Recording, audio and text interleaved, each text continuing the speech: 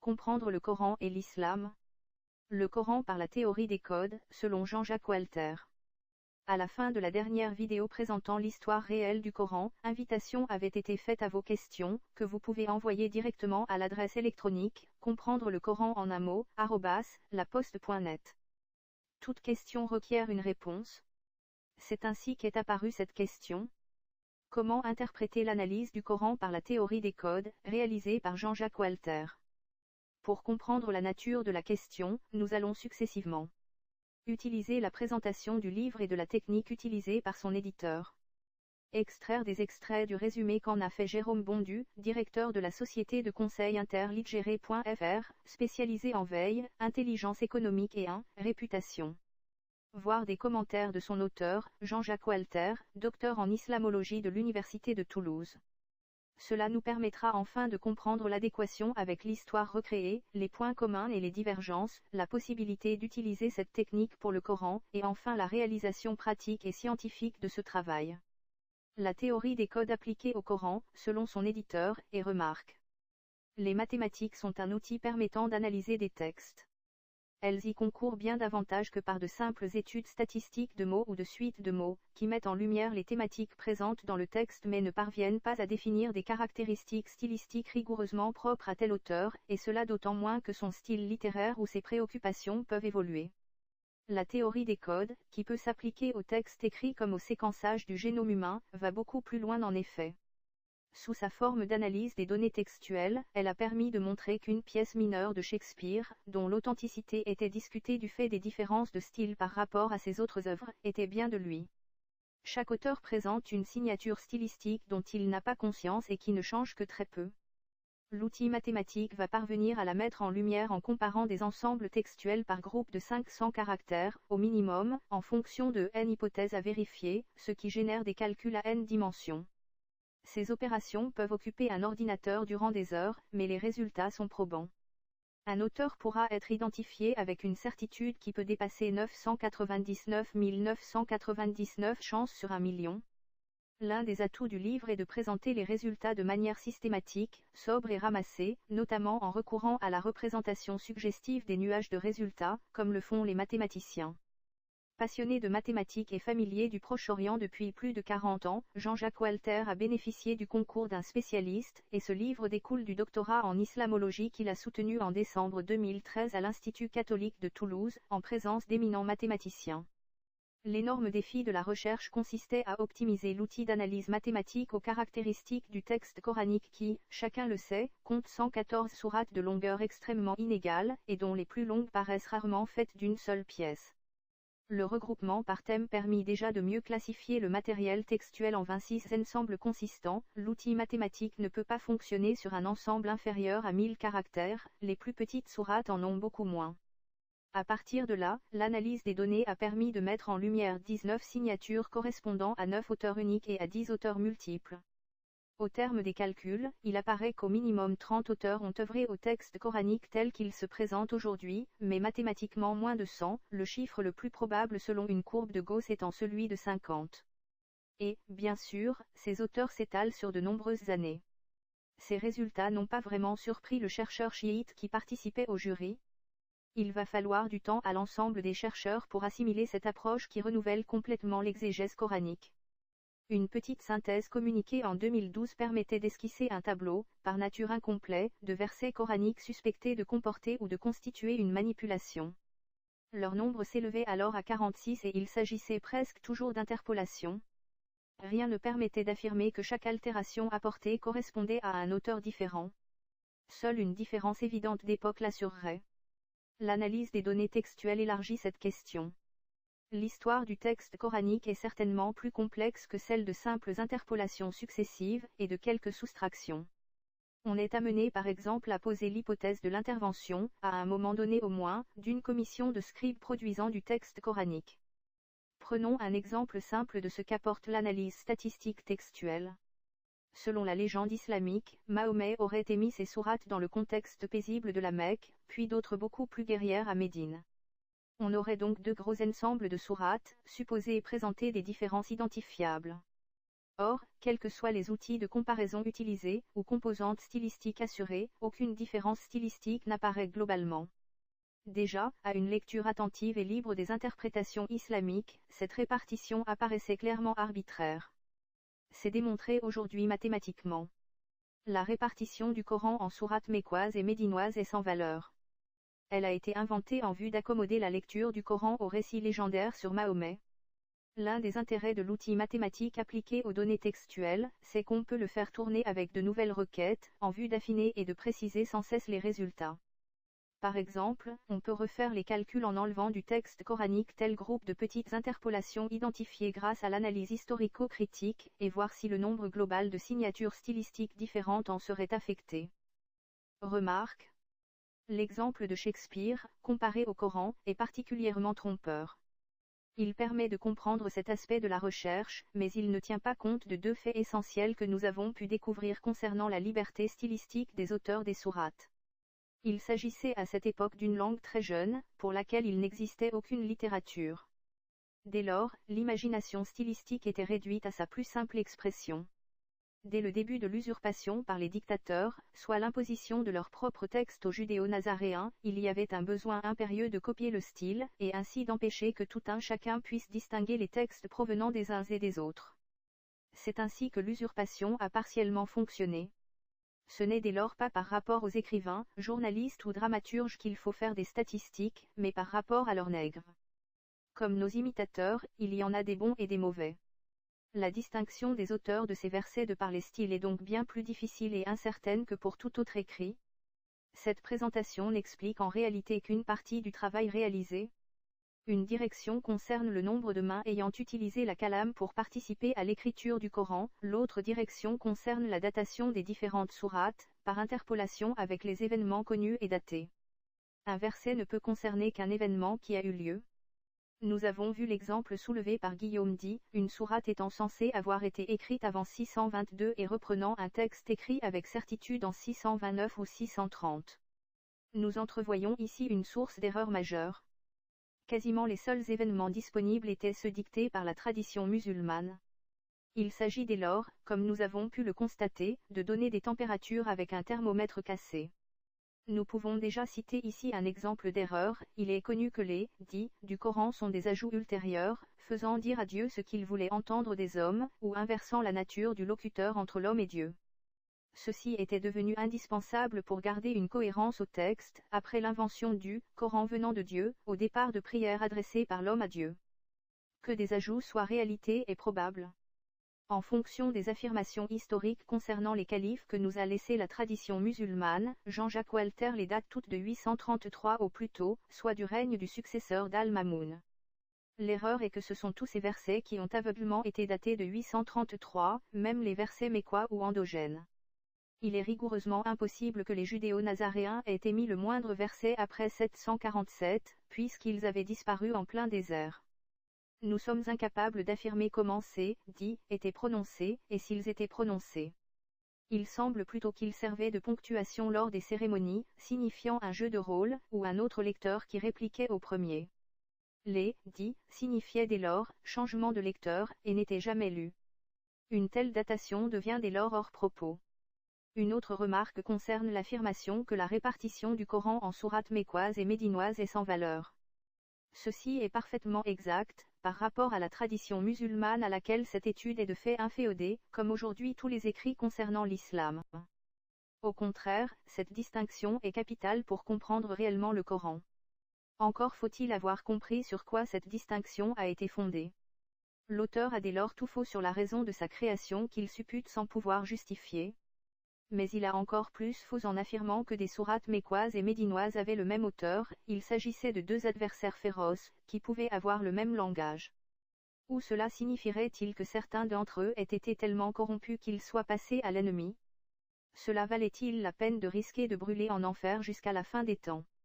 Selon Jérôme Bondu, l'auteur a réalisé une thèse sur les origines du Coran. Comme vous le savez sûrement, l'origine divine du Coran est un tabou en islam. Selon la tradition musulmane, il a été dicté par Dieu aux anges avant la création du monde. Dieu parlant arabe, le Coran est naturellement écrit dans cette langue. Si depuis des siècles, les savants européens, y compris les théologiens catholiques, se sont attaqués à la Bible et en ont décortiqué tous les versets, le tabou est encore très fort à propos du Coran. On sait donc que la Bible est une construction humaine, compilation de textes issus de périodes très diverses. Mais qu'en est-il du Coran? L'auteur utilise la théorie des codes et l'analyse ADT, analyse des données textuelles. Quelques-unes de ses conclusions, en vert, les conclusions conformes à celles de Dieu, la Bible et le Coran, est-ce compatible, ou des vidéos de présentation de ce livre, en orange les conclusions davantage nuancées ou partiellement concordantes, et en rouge les conclusions contradictoires. Il y a 19 auteurs clairement identifiés. 27% du Coran trouve sa source dans des écrits chrétiens, Bible, apocryphes, etc. Ceci explique au passage que Jésus soit beaucoup cité. Il l'est d'ailleurs plus que Mahomet. Ces écrits d'origine chrétienne sont des traductions de l'araméen. Et d'ailleurs le mot Coran ne vient pas de l'arabe mais de l'araméen. Les autres parties du Coran sont des textes plus tardifs écrits en arabe. L'ensemble est donc très hétérogène. Ce qui explique que certaines sourates se contredisent très clairement. Certaines appellent par exemple au respect des autres religions monothéistes, et d'autres à les combattre. Le Coran est une compilation réalisée par des califes autour du IXe siècle à des fins politiques. Cette compilation a été imposée, et a remplacé les Corans antérieurs qui au passage ont tous été détruits. L'auteur de cette compilation avait bien conscience de l'hétérogénéité des textes. Pour la masquer aux yeux des lecteurs, le choix a été fait de classer les sourates par taille décroissante. Pas très logique me direz-vous. Exact, mais cela permettait de brouiller efficacement les différentes origines du texte. Que nous apprennent en effet les différentes formes de science? Citons quelques exemples. L'archéologie montre les racines païennes, chrétiennes ou juives de la péninsule arabique. L'étymologie explique la construction de l'arabe, qui n'a rien de divin mais est une langue sémitique parmi d'autres. L'analyse historique explique la construction des religions. Le savoir est une arme de destruction massive pour les obscurantistes qui dans leur propagande utilisent à forte dose l'irrationnel. Et à ce titre, on peut voir le livre de Jean-Jacques Walter sur l'origine du Coran comme une puissante munition. À lire donc. Remarque. Il est nécessaire ici d'expliquer pourquoi certaines de ces conclusions scientifiques se contredisent-elles. Reprenons-les. Les autres parties du Coran sont des textes plus tardifs écrits en arabe. Si la plupart des versets ajoutés ou exogènes, dits médinois ou encore égériens, sont bien ultérieurs aux versets dits mécois, certains de ceux-ci leur sont contemporains. Ainsi, nous pouvons constater des sortes de réponses des uns aux autres par l'usage de ce même lectionnaire. C'est pourquoi les islamologues, dont apparemment aucun d'entre eux n'a compris la nature de la distinction entre ces deux types de versets, cherchent désespérément la date, l'année clé du passage de l'un à l'autre. Ils constatent simplement une incohérence linguistique qui atteste un chevauchement chronologique partiel. Le Coran est une compilation réalisée par des califes autour du IXe siècle à des fins politiques. Cette compilation a été imposée, et a remplacé les Corans antérieurs qui au passage ont tous été détruits. Les Corans antérieurs n'ont pas été détruits au IXe siècle, sauf vers 850 les quelques exemplaires des Corans utilisés à la Mecque. Les Corans de Sanaa témoignent qu'aucune sourate n'a disparu. S'il y avait eu des disparitions, il aurait pu y avoir attestation facilitée de falsification. Au contraire, c'est parce qu'il n'y a pas eu de disparition qu'il a fallu extirper des significations fantaisistes à tant d'extraits indésirés. Les Corans antérieurs n'ont donc pas été remplacés, mais complétés, comme l'expriment très clairement les dernières sourates selon la chronologie. La population devait croire parce que, les autres, ne disposaient pas d'une révélation complète. L'auteur de cette compilation avait bien conscience de l'hétérogénéité des textes. Pour la masquer aux yeux des lecteurs, le choix a été fait de classer les sourates par taille décroissante. Pas très logique me direz-vous. Exact, mais cela permettait de brouiller efficacement les différentes origines du texte. Comme l'auteur est compris ici comme Al-Mamoun, il est faux de croire que c'était lui qui avait fait ordonner un tel classement de sourates. C'était un choix des judéo-nazaréens, mais en effet pour brouiller la compréhension, et en compliquer la manipulation. Finalement, cette procédure fut totalement contre-productive. La théorie des codes démontre que le Coran a été rédigé par une pluralité d'auteurs sur une durée d'un peu plus de 2 siècles. La réaction la plus intéressante, ça a été celle d'un des membres du jury de doctorat, qui est un musulman, un chiite, qui a expliqué que le Coran était effectivement une coquille vide, c'est lui qui a parlé de coquille vide, mais que l'islam ne se fondait pas sur le Coran, mais sur l'ensemble des commentaires des versets dans le Coran. Et que par conséquent, démontrer que le Coran est un bouquin sans valeur religieuse parce qu'il a été fait sous l'égide des califes et pour servir de ciment à un empire, n'invalide pas l'islam en tant que religion. Ce qui m'a surpris, c'est que vous avez l'air de dire que dans votre livre, donc le Coran révélé par la théorie des codes, que par exemple tous les versets qui concerneraient un sujet auraient un même auteur. C'est bien ce que vous dites ou j'ai mal lu? Oui, oui, absolument. Donc tous ceux qui parleraient de Jésus, ce serait un auteur, tous ceux qui parleraient de Marie, ce serait un auteur. Certains sujets, c'est vrai, mais pas n'importe quel sujet. Et le premier travail que j'ai fait, c'est de connaître suffisamment l'environnement de la naissance de l'islam. Il y a les légendes grecques, juives, chrétiennes, arabes, locales, et les écrits locaux, etc. Parce que c'est à partir de ces connaissances qu'on peut déterminer comment doit être fait le groupement. La fabrication du Coran, ça a été systématiquement de découper en petits fragments les contributions de chaque auteur et de mélanger ces fragments de façon aléatoire. Notre intention à vous et à moi n'est pas du tout d'offenser les musulmans. On cherche l'un et l'autre la vérité. Voilà, c'est de chercher la vérité. Le fait est que l'histoire d'Abraham est répartie en 39 morceaux, répartis tout au long du Coran. D'accord. L'histoire de Noé, c'est 27 morceaux qui sont répartis tout au long du Coran. Et ce qui concerne les femmes, ce qui concerne l'héritage, etc., est réparti partout. D'accord. Donc c'est un fait que le Coran est un mélange aléatoire. C'est pas une injure, c'est un fait. Et on ne sait pas pourquoi c'est pulvérisé à droite à gauche. Un sujet est répandu de manière... Alors, à mon avis, c'est pour rendre plus difficile l'identification des auteurs successifs qui ont travaillé. La thèse en question, ça consiste à utiliser des méthodes qui ont été développées, des méthodes mathématiques depuis une cinquantaine d'années. Au début, c'était pour décrypter des messages secrets allemands. Aujourd'hui, on l'utilise pour le cryptage et le décryptage. On l'utilise pour condenser des images en télévision, en photo, etc. C'est un traitement général des codes. Et un texte, c'est un code qui permet de remplacer une parole par un certain nombre de signes. On peut appliquer ces méthodes. Ça permet de reconnaître, on donne une page en disant de qui elle est, on peut savoir s'il est de Hugo ou s'il est de Dumas. Ça permet de dater à 10 ans près un texte d'Hugo. C'est une sorte de scanner scientifique pour dater et identifier l'origine du texte. Identifier l'auteur, dater, et reconnaître si un texte a été écrit, par exemple en français, ou si c'est une traduction en français par un traducteur professionnel d'un texte écrit dans une autre langue. On peut appliquer ces méthodes au Coran. La conclusion, c'est qu'il n'y a non pas un auteur... Y compris avec l'écriture arabe. Bien entendu. Ouais. C'est une question de fréquence de lettres, de couple de lettres, etc. Il n'y a pas un auteur, il y en a au moins 30, probablement plus. Il n'a pas été écrit sur 20 ans, mais sur 200 ans.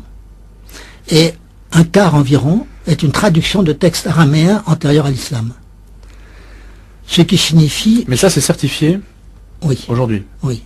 C'est justement ce que je démontre. Ce n'est pas des idées tout à fait nouvelles, dans la mesure où tous les documents musulmans entre la mort de Mahomet et 200 ans plus tard ont disparu. Tout ce qu'on sait, c'est transmis par transmission orale sous le contrôle des califes. Donc c'est assez incertain.